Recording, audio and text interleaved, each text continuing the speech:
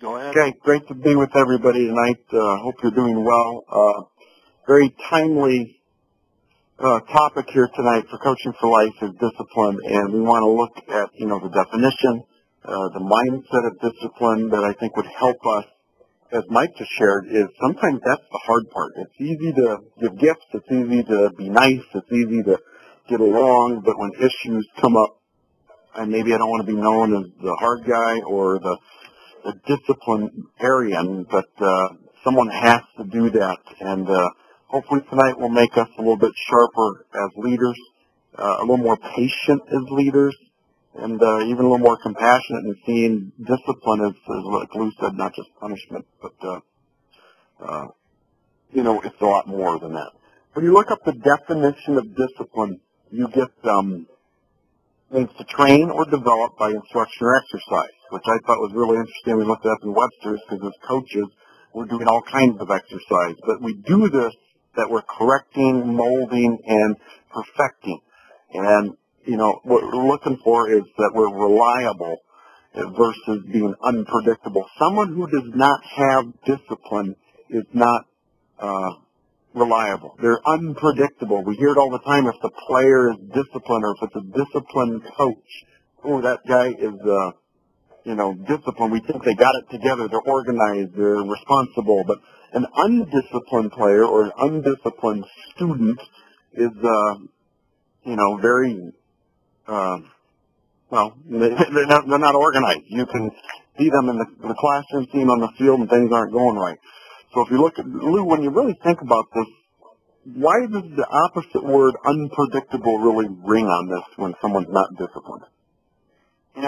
It's a kind of a fun thing because, in the context of negative behavior, we say they're undisciplined because there's no direction, they're misbehaving, they're distracting others. When we think of somebody that's depressed, we also could say that they're undisciplined because they don't know what to do when they're depressed. And so though we wouldn't think of punishing a depressed person, we would need to put that depressed person on a pattern of behavior or structure that helps deliver them out of that in a disciplined pattern to rehabilitate them. That would be true with an arm. It needs to be disciplined, not punished. It's already injured. And when we think of it that way from physical behavior, it's a no-brainer to realize, wow, what needs to be done therapeutically to bring an arm that's been lame or put out of joint back into a rehab and therefore a new purpose and accomplishment with that and through discipline and structure. And that gives us a whole new agenda for how and why we're going to do what we're going to do when it comes to negative behavior or negative attitudes. I think what's really important here when you look at the definition for us as coaches, as a teacher, a parent, I am here to discipline, and it says right there, to train or develop. And to realize that I'm always in a process to train and develop those around me. So when you really look at that definition, it really helps us have that. Excuse me, John Wooden, I love his definition. The purpose of discipline is to correct, enhance, educate, modify behavior, or bring a positive change. Now, I think you said right off the bat, Lou, there is a mindset, once we think of, discipline, we think punishment. And I'm going to discipline you because somebody did something wrong. So our mindset needs to be one of am I punishing this person or am I here to correct? Did they do something wrong and I'm just going to pounce on them and jump on them? And I think as a parent and as a coach, if my mindset and even if my player's mindset would be we're running again because we did something, not because we did something wrong or being punished. We're running again because coach can discipline us to correct us, get our attention back, and redo it so we can do it better. Now, why is the mindset thing such an issue for people, Lou? We have an inherent mindset that we don't measure up, and that's because of our selfish and sinful nature. The very definition of sin is to come short of the glory of God, the greatness of God, or His purpose for our life. And so we often think that God's out to punish us. And we transfer that to parents. We transfer it to coaches because we do come short. We cheat, we connive, we sneak. We hide food as kids, the whole thing.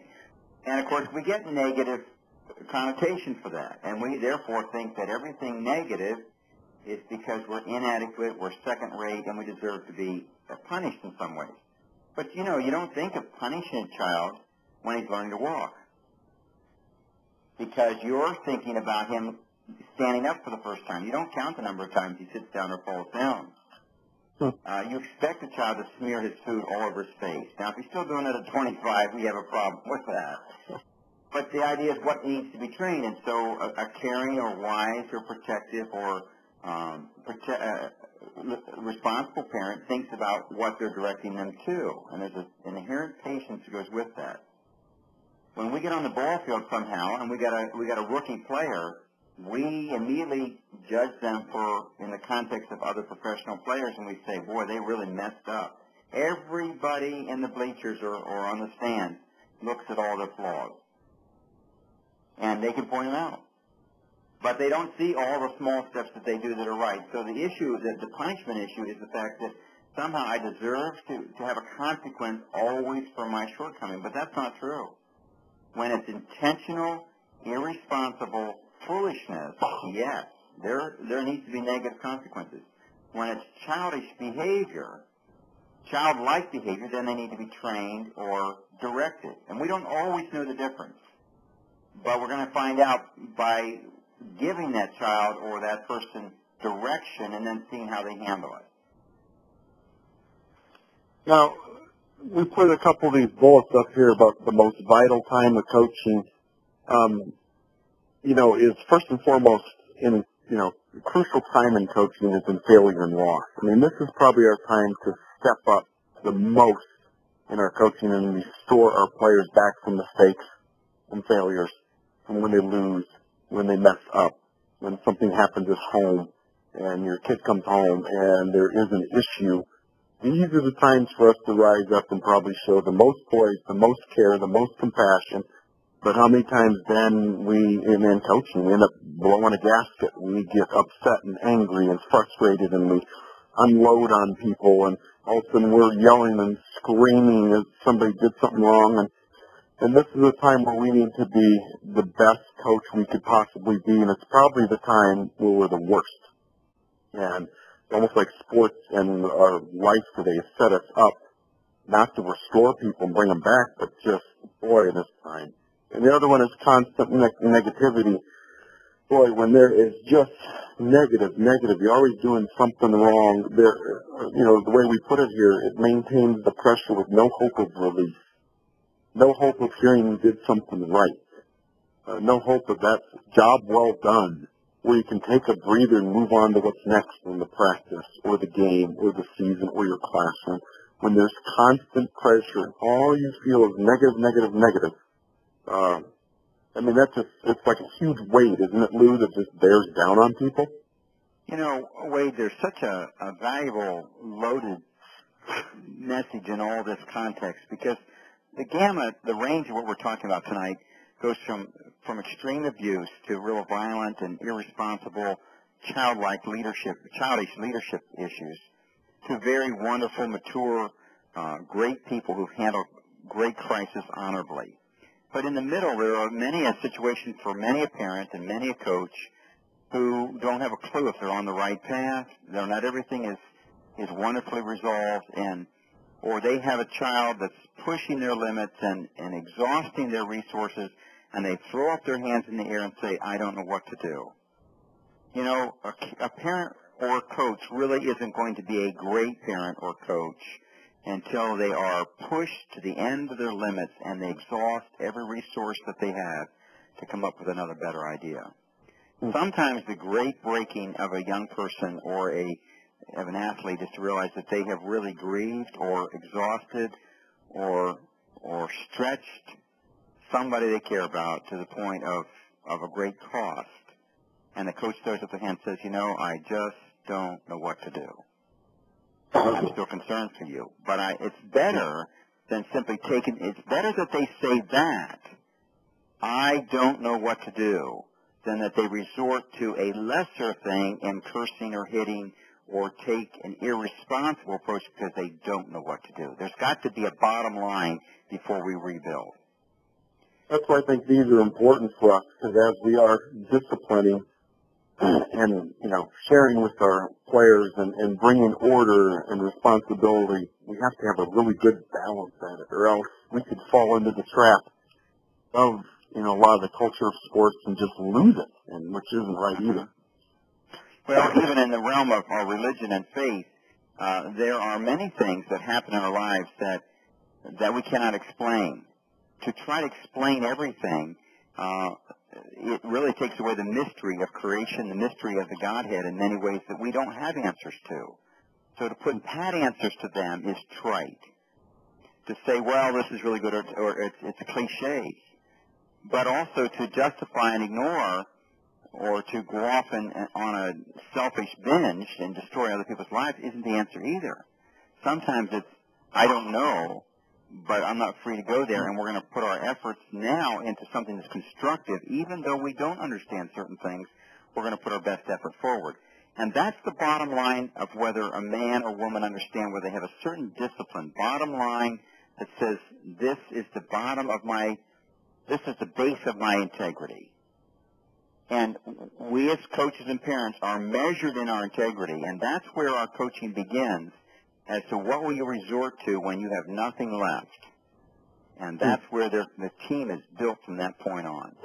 It's this issue right here. Then we build positively and saying, you know what? Instead of being provoked to anger, I'm going to stir and be stirred to excellence. Instead of resorting to always finding fault, I'm going to work, even in my own life, at building up the things that I'm doing right and encouraging somebody else to do the same thing. And, we can punish other people's imperfections, but the question is, too, we're not doing any better by simply punishing our own imperfections.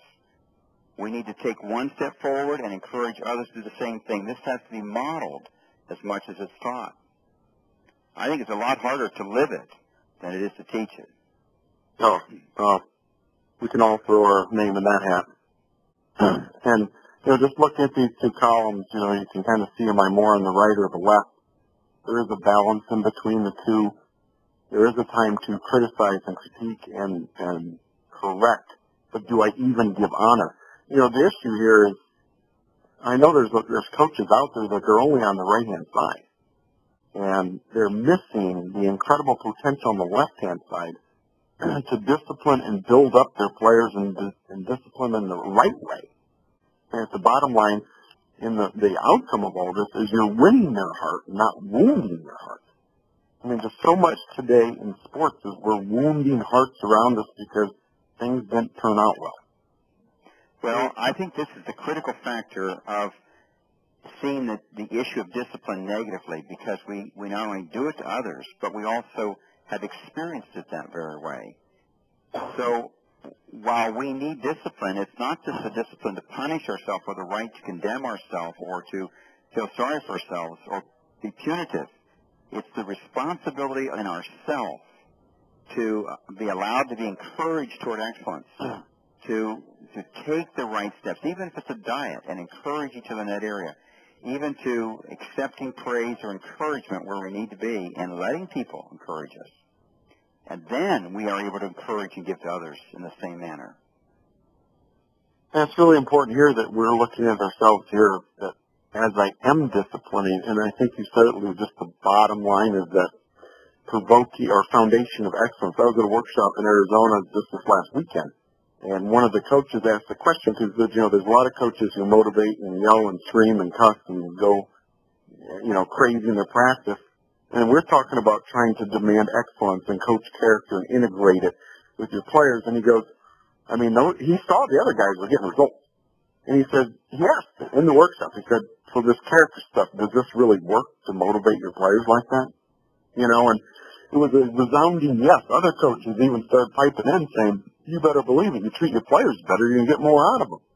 And so I think it's a struggle for all of us. Either we've experienced something, the way we've been coached, or what we've seen, and maybe that guy's successful, so we're going to want to be like him.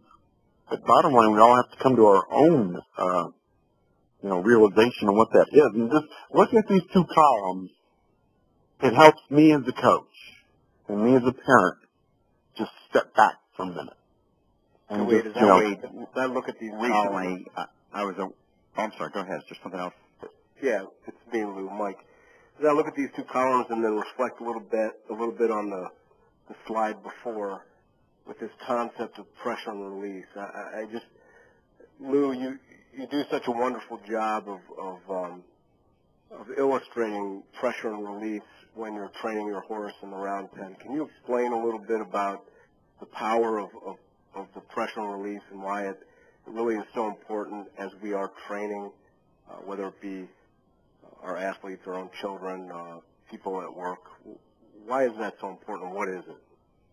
Well, the funny thing is that all of us believe it's the negative pressure that really gets people to change. Well, it's true. It's the negative pressure, the pain, that gets us to look for it. And so that's a reality. Discomfort or criticism or vulnerability or embarrassment, those are all part of the negative issues of life. But the truth of it is the reason we want to get out of the negative is because we want to get back to a reward, whether it's comfort or being approved or being honored or winning, because we are really motivated to want to be accepted and honored and valued by others. And it's the reward, it's the release that comes in, the relationship that comes out of the conflict. The unfortunate thing, many of us find the reward in the wrong way, the release by avoiding a conflict or demeaning somebody or running away from responsibility. That still is a release of pressure. So every one of our avoidance patterns that we do by arguing or criticizing or calling names, we get out of the immediate situation or we go get drunk, some of us, in a sense, because it relieves the pressure. It's the reward that they're looking for. Unfortunately, the more negative ways you get rewarded, even temporarily, the more you end up repeating this habit more often.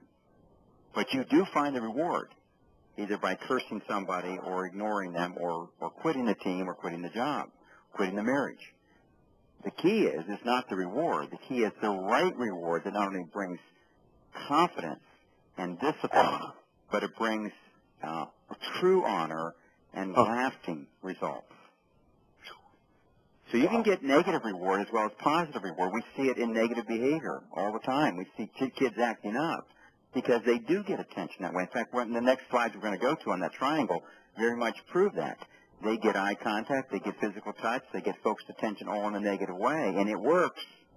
Unfortunately, it brings the person into a lifelong bondage of negative behavior, and that's so shameful.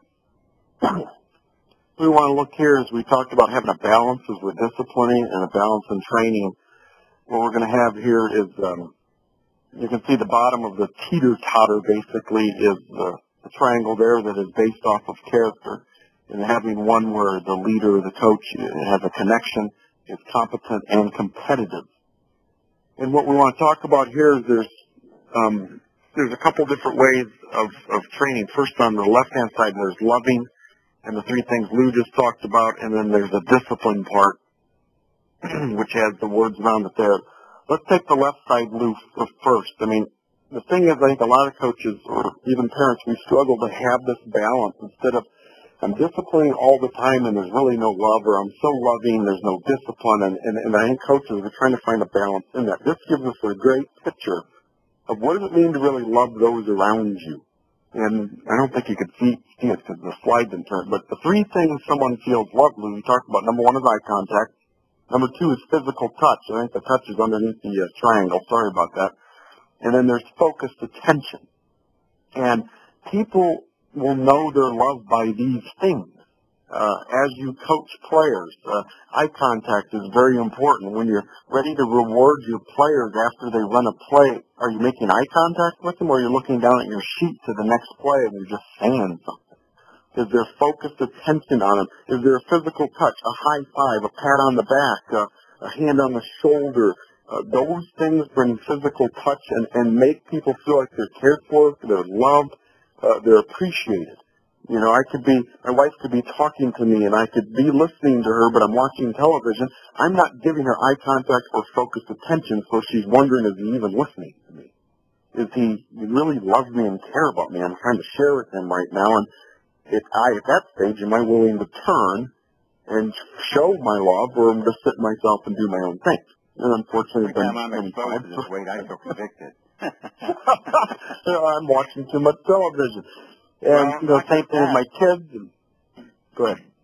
Well, not just that, but it's how much more we could do, or do I give 7 times more physical touch in the right context than in the negative context? When I grab somebody's arm because I'm mad at them, or grab them by the neck, or give them an angry scowl, or the furrow on my brow. We all are motivated by affirmation and approval. That's and so I'll tell you true. what, there isn't one of us out there that can't do a better job in this area at home or on the field or at the workplace. That's why we're on this webinar tonight. To remind us of what to do and how we can do better. Avoiding eye contact and not giving physical touch or focused attention is usually because we're self-centered. Recently I was dealing with a man who's been going through some very significant trials in his life, and as people approached him with wondering why he was in such a situation or trying to comfort him, it was amazing to watch that man reach out and give to every person that contacted him, that he actually built them up and saw specific issues in their life of strength and quality, and they came to help him, and instead were blessed in the process. And there was a person who, in his darkest times, really was a powerful giver, and that person gave them eye contact. They affirmed them and comforted them in their insecurity when he himself was in a worse one. As we get to the other side, Lou, the discipline side, discipline is really training, and we have correction there. We also put reward there. One of the keys is a lot of times we, as coaches, we can be correcting, telling kids when they're doing things wrong, and but we never reward them. If a kid does something wrong and we correct him, whether it's his footwork, whether it's his elbow or his hands on a specific drill or technique, and the very next play we run the drill and he does it right, do we reward him and let him know, great job, that was just what I taught you, that a way to learn and be attentive? And in the midst of that's disciplining just as much. Yeah, those rewards can be extrinsic, as you can give them a verbal thing, you can give them money, or you can give them food, or whatever the case is, okay? Or they can be intrinsic, where the person realizes they understood something, where they got the last math problem and they're moving on, or they felt good about what they wrote and you simply affirmed them in that, or they did the right thing to somebody and they got the joy of giving to them. That's the level of reward we want to wake them to, the things that happen on the inside of them that come automatically with a responsible, well-intentioned heart, so that somebody else they're not always building on a lifestyle on somebody else approving them or rewarding them. But it starts not just by those big behavioral things and those big wins. It starts by watching for them making healthy, attitudinal choices. And you notice in the teeter-totter here, as we go up and down, loving and disciplining, it's really based on our character and us as a person. And I think as we are juggling this concept of disciplining and training and rewarding and loving those around us and disciplining them at the same time, it's amazing what it does in our own life.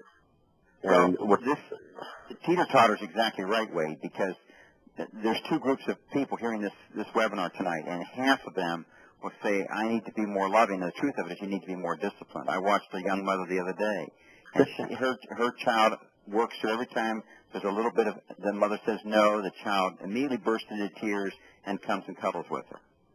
Well, that's a total manipulation. And that mother's learning to be more structured, giving more discipline, because the child is actually working the mother, and the love is actually is enabling the child. And that mother thinks she's always wrong for not loving, when she really is not building enough structure for that child. No means no, and you're not going to manipulate me with tears or hugging me. Sit there and take the correction. On the other hand, there's a part of the audience that has a lot of structure, but they don't have the other loving side. And every one of us, and including our marriages, have the teeter-totter in these issues. Yeah, it goes back and forth. Okay, so what do I do? Oh, go ahead, Mike. Excuse me for 1 second. I want to add one thing. If you go back to that slide, I recently read a book called The Servant, and it's a really excellent book. I highly recommend it. It's about the essence of true leadership. And one of the concepts in this book is really about love being in the foundation of the real foundation of leadership. But as he goes in to define love, he talks about the fact that love, many of us think love is giving people what they want. And actually what love is giving them what they need. And sometimes they don't understand that. Yeah. And I think that's where discipline really comes in, is having the discipline to know what folks need as opposed to what they want. For example, running a business, there might be plenty of employees that would love and think they deserve and want a huge raise. If we give them what they want, we might be out of business in a couple months, and that won't be really good for them. So if we give them what they need, which is an infrastructure and the motivation to perform in the marketplace, for example, to fund that desire for more income, then we're in good shape. Amen. Okay, so what do we do here? As we click through this, you see as an example, it's like we're running a drill. Okay, and as we run this drill, either two things happen. Either one, and this is where I as a coach have to recognize what is going on here. Either one, I saw a player who was attentive, showed the initiative, and executed the very thing we asked them to do. Or the kid was ignorant, it was weakness being there was confusion, didn't know what was going on, they probably didn't listen before the drill. So this is what happened. My response to that as a coach is if they're attentive and show initiative, I reward and release them. Nice job. I like the way you ran it. That a way to be attentive. That a way to show initiative. You're rewarding the character that you just saw, the inside stuff. And the ones that don't, here's where we go back, correct, and train, where let's run that play again. Mike, you need to get on the line and you need to listen this time. You know, there's where you're up to those players and you're starting to discipline them into what we need to, what we're looking for. And everything we do every day, this comes up. And here's two questions, I think, for us as we discipline. Are we recognizing what's going on, and do we have a prepared response? Because if I don't have a prepared response to correct and train, that's where you see coaches just, you're so terrible.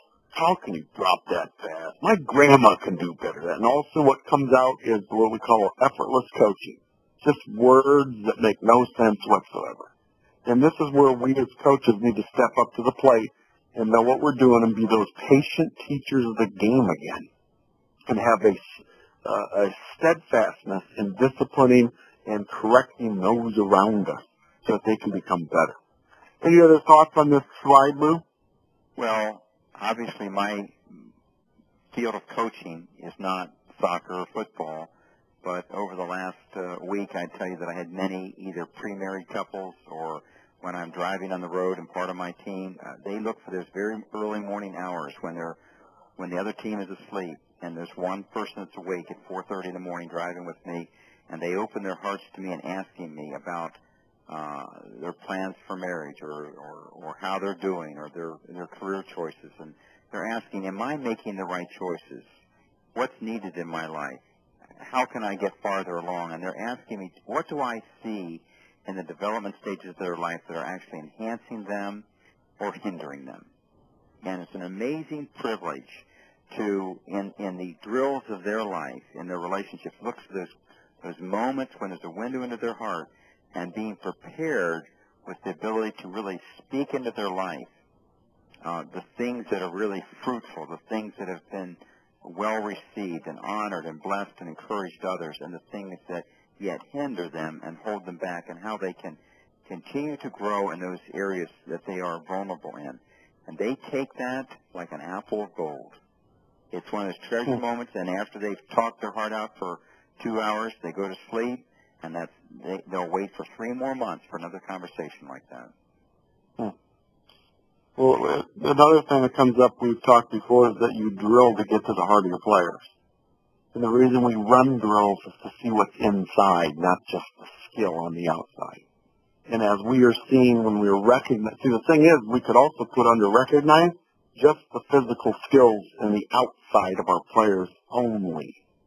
And we could talk about that all the time, but we miss the very essence of coaching of the inside stuff. I could do a drill for a kid to shoot a basketball, and if he does it right, and his extension's great, and his hand finishes, and his footwork was great, good foundation, he was balanced, I could recognize that, but then all I'm teaching is the physical show. And I'll miss the inside stuff. Yeah.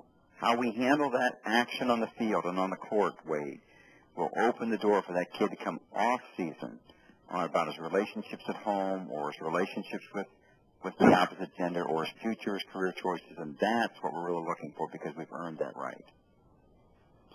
Here's a couple coaching tips from Dick Vermeil, who used to coach in the NFL. Dick was very much a player's coach, had deep respect from his players for him, was a very caring coach. Here's a couple points that he brings up in one of his talks that I thought really are good pointers for us as we are going to discipline those around us. The first one, and always be aware of players' feelings. Be firm in correcting, but don't be degrading. And there's no room whatsoever in anything, the classroom, a sport field, or at home, to degrade and shame those around us. That is unacceptable. It needs to stop. We need to raise up a generation of coaches that are so incredibly capturing the heart of their players that shaming and degrading will disappear from the sidelines and courts and fields of our country. So the second one there, good coaches make it a policy that mistakes made by players are coaching opportunities. I mean, do we even see that? I mean, how many times when we see mistakes, that's an opportunity for me to coach. That's why we're on the field with these kids in the first place, because they're not going to be perfect. And, boy, as a coach, that's a mindset thing right there that's huge, that we need to capture these opportunities. And the bottom one, very low value, comes out of the belief that players will respond progressively better by treating them progressively worse. And you think about, what's funny is you see coaches get more and more frustrated at practice, and the more frustrated they get, the less production they get from the players, and it just is a pretty vicious cycle over time. Any other thoughts on these, Lou? No, I think they're fun. They're great cliches, and they're true. They're very true. One more good one here is, when people work in a place where people care about them, they contribute a lot more than what their paycheck dictates. And I don't know about you, but when you're around people that care about you, you're around people that are fun to be around, you're creating an atmosphere of a real team, there's authenticity there, and you're being trained, and you're being loved, and you're being disciplined, people put out a little bit more. And as coaches, we want to have a balance in our coaching. I'd say this, the way we handle the negative issues on the field and the way we give direction to them will determine how successful we are in bringing them. If they find us to be a source of wisdom and truth and true investment, they will beat a path to get back to us off season. Wow. And that's proof whether we've punished or we've disciplined, giving them a future and a hope and a basis, and we get to invest in their future in other ways. So as we we start taking questions here in a little bit, but just to wrap up, it is a huge role and responsibility of a coach to discipline those around us. We are not there because we have some rightful authoritarian position to punish those around us when they do something wrong. We are there as teachers and coaches to train and mold and develop the next generation and to pour into them a spirit of excellence in what they do and to help them reach their potential. And it will take discipline along the way. And, may we be wiser in our discipline, our timing, what we say, the spirit in which we say things. May we be more careful when we're around kids we're coaching. And may we be one that are structured and are disciplined, but we're also very loving and very caring. And if we can have a balance in that in our parenting, our coaching, I'm telling you, we're in a whole new place. So any other last thoughts, Lou? The level of success of our coaching should be measured by the difficulties of problems being brought to us. The more successful we are, the worse the problems will be.